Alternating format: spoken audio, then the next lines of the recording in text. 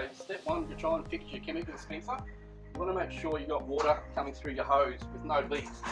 So we've got water coming through the hose when we press the button, and there's no leaks coming through your taps. So if water's going through into your dispenser, that'll automatically draw the chemical up through the chemical feed lines from your drum.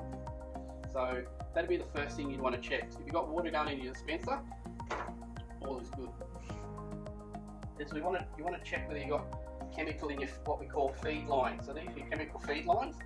So if we look at, I already know, we did a test prior to the video that three of the feed lines didn't have chemical in it. So we can establish that we've got 1, 2, 3 chemicals not working.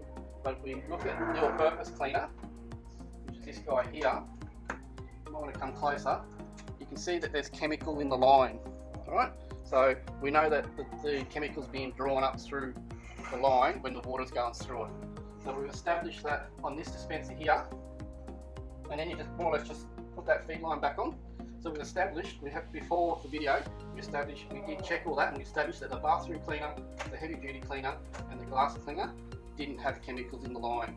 So that tells us two things. So no, more than one thing, is the little foot valve on the bottom of inside your drum is clogged up and not allowing chemicals through.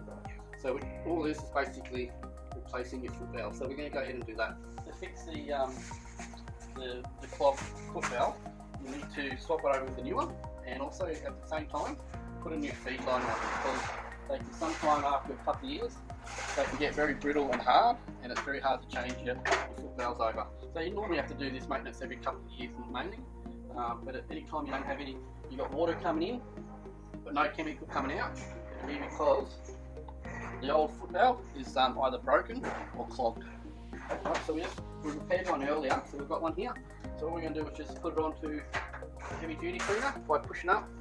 We'll just push it all the way up. It's quite easy, especially with a new feed line. We're going to tuck it behind there. Then we're going to run it into the too easy drum. Now we need to put it through the cap first. Alright, and then these are little weights. Once you get hold of them, you'll know how heavy they are. The little weight just goes on, and then poke your foot valve at the very end. And poke that in your drum, and the weight will take it to the bottom.